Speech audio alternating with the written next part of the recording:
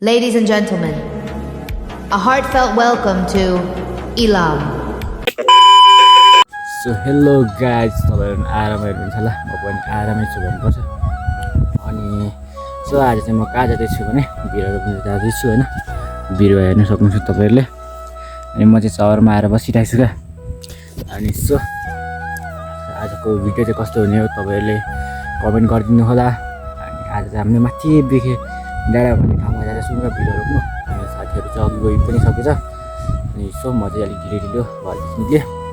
अनि घरैदेखि भ्लग बनाउँ भनेको फेरि अलिक अल्छी लाग्यो क्या हिँड्दा के बनाउँ भनेर अनि म चाहिँ अहिले बसेर बनाउँदैछु सो यो भिडियो चाहिँ तपाईँहरूले अन्तिमसम्म हेर्नु होला अनि त्यही भन्न चाहन्छु अब चाहिँ लाग्नु पर्ने हुन्छ बिरुवा बोकेर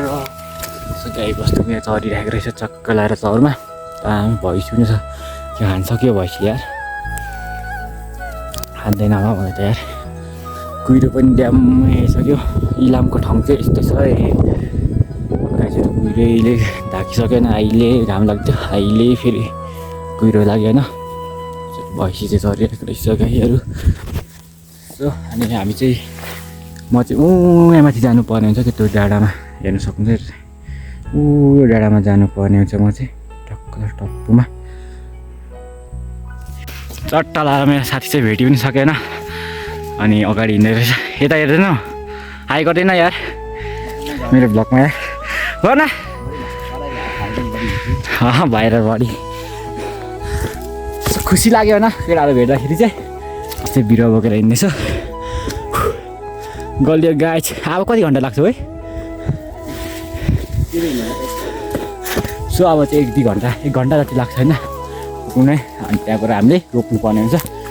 सो म चाहिँ अब माथि डाँडा पुगेपछि मात्रै भ्लग बनाउँछु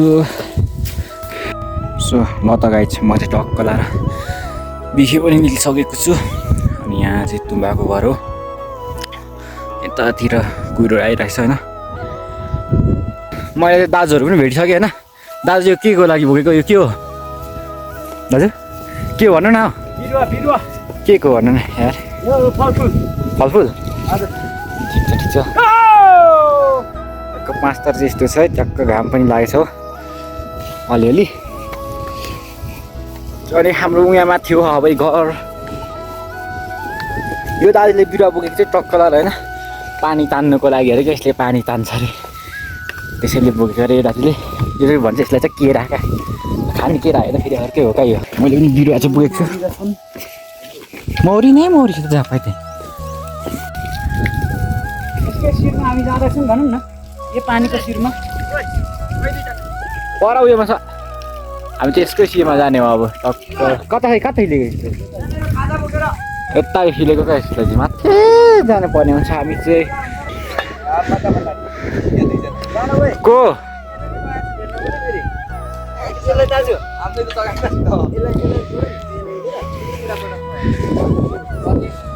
बिरुवा रोपेर बनाएको नि पोजिसन चाहिँ हेर्न त्यहाँ पोजिसन वृक्षरोपण जय मङ्गल वृक्षरोपण मुलातिर जय मङ्गल खुट्टालोको भारी बोकेर आफू जस्तो अरूको टोपी छोडेर अरूको चादर छोडेर हिँड्ने मान्दैन क्या यहाँ भरे अब ढुङ्गा लाउँछ चोरीको चियापानीको गाईले चोरीको नि नेटेको ए भेटेको आफू जस्तो केटाहरू बाँधिसक्यो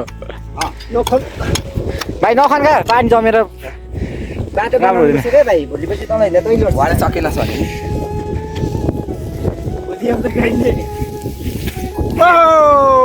खाँदैन यतातिर तपाईँहरूले हेर्नु सक्नुहुन्छ यतातिर कुहिरो छ क्या माया गर्छ एक टोली तल आउँदैछ 3जना जति अगाडि गइसकेको छ 2जना जति होइन त्यो 2जना अगाडि हिँड्दो रहेछ माथि अनि 2-3जना चाहिँ तल आउँदैछ आउनु बाँकी अझै छ होइन मान्छेहरू त्यो म चाहिँ बिरुवा बोक्छु यस्तो पनि रोप्नु पर्ने हुन्छ क्या हामीले कुदेको गाइस लास्ट सास परेको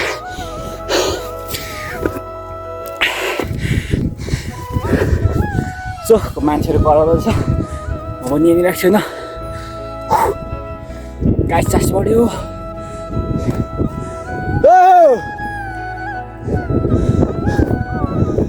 त्यता जानु हामी चाहिँ अब पर केरा रोपेर आउनु पर्ने हुन्छ त्यहाँ चाहिँ दिवा दाजुहरू छ यस्तो म पनि पछाडि हिँड्दैछु बिरुवा हेर्नु सक्नुहुन्छ गाइस मैले गएको यत्रो सबै ठुलो थियो अहिले यत्रो सबै केटाहरूले चाहिँ बोक्नु दिएको क्या मलाई भाइ काम चाहिँ यतिकै चाहिँ गर्नु पर्यो है गाइड्सहरू होइन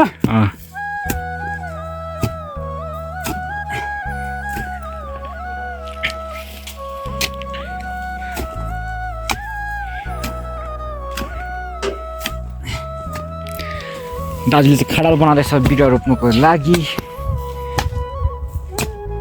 अब रोप्नु हुने अरे हजुर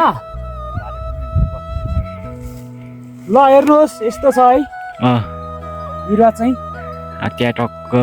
राख्ने हो यसलाई यसो गर्ने हो यहाँ पनि छ यसो गर्ने हो अनि यसरी हल्का पुरिदिने हो होइन त अनि यताबाट दामी घाटेर यसो गर्ने हो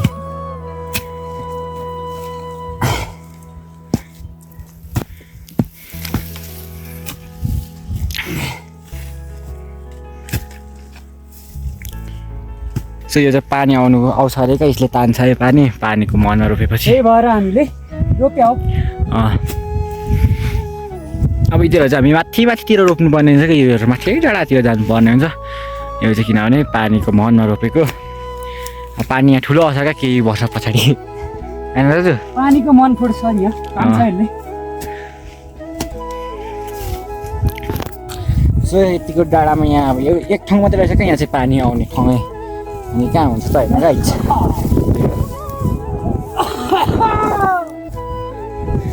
दाजुले चक्क रोपी पनि सक्यो होइन अब यहाँ केही वर्ष पछाडि यहाँ पानीको मुहान फुट्छ होइन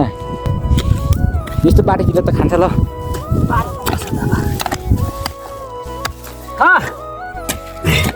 यसरी हामी बिरुवा रोप्नु पर्ने हुन्छ आज चाहिँ होइन हेर्नु सक्नुहुन्छ है यो सौर भन्छ यसलाई मौलिदिया हेर्न सक्नुहुन्छ त्यहाँ नै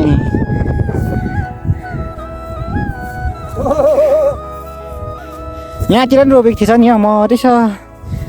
अनि मरेको छ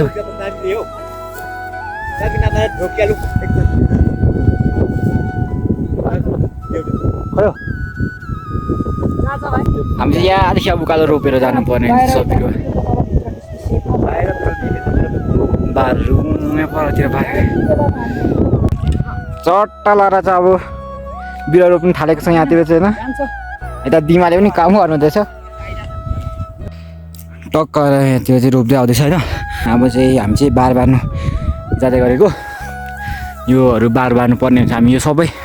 अस्ति पनि बारेको छ सो त्यही हामीले चाहिँ थप्नु पर्ने हुन्छ किनभने गाईहरू पस्छ होइन यतिको छ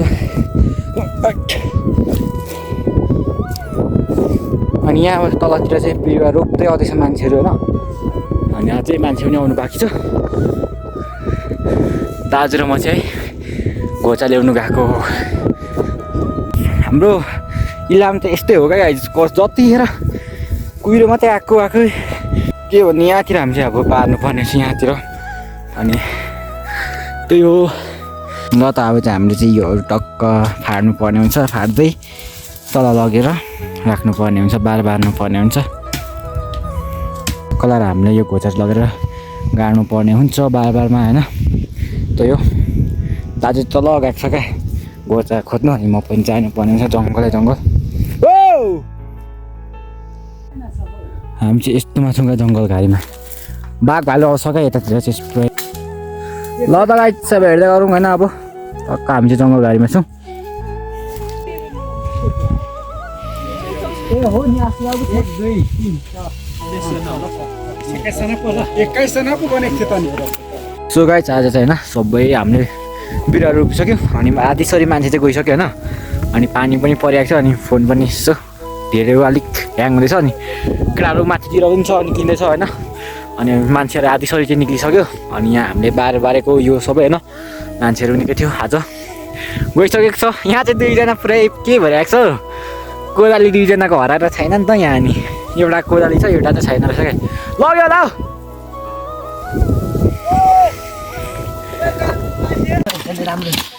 ल त केटाले चाहिँ टक्क यहाँ बाटो खन्दैछ होइन